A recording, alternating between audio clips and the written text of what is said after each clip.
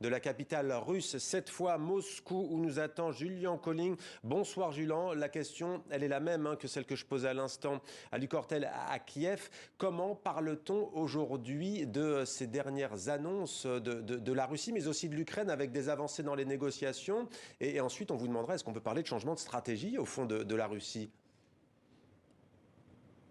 Pour l'instant, la réception de cette nouvelle journée de négociation est plutôt positive, bien sûr, pour les commentateurs proches du gouvernement russe, puisqu'ils estiment que cette journée a été beaucoup plus fructueuse que les rounds précédents de négociation et que des avancées substantives ont été trouvées. La partie turque a également répété la même chose aujourd'hui.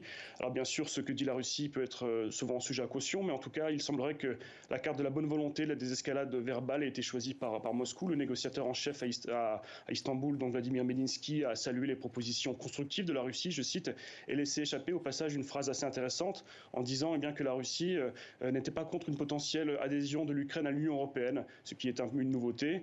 Et donc les possibles futures discussions également autour du statut de la Crimée et du Donbass sont aussi à l'étude, ainsi qu'une potentielle rencontre directe entre les deux présidents Zelensky et Poutine.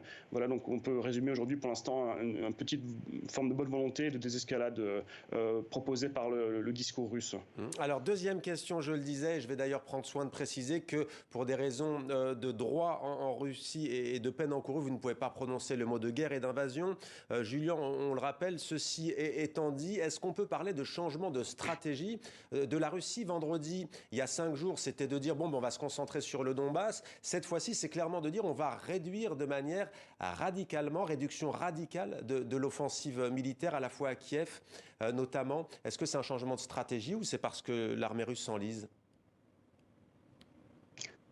Il y a deux façons de voir les choses. Certains commentateurs à Moscou estiment bien que c'était un petit peu prévu dès le départ également cette éparpillation un petit peu des différents fronts dans l'Ukraine, notamment autour de Kiev également, ou même plus à l'ouest, autour d'Odessa par exemple, ou de Mykolaiv, pour éparpiller les forces ukrainiennes et un peu les prendre en surprise ensuite dans l'est du pays, donc, car le discours également officiel russe désormais c'est un peu de limiter la casse et peut-être de ne pas perdre la face effectivement, en disant que depuis le départ le vrai but c'était effectivement dès le début de s'occuper du Donbass en priorité, d'aller entre guillemets comme ils disent sauver la population russophone là-bas et de consolider ces points là-bas. Pourquoi pas également créer un nouveau corridor, en fait, à annexer plus de terres, davantage de terres, en fait, entre la Crimée déjà annexée et donc le sud du pays, autour par exemple de Mariupol, bien sûr, qui est en ce moment très affecté, et directement avec le Donbass russe qui serait entièrement capturé par la Russie.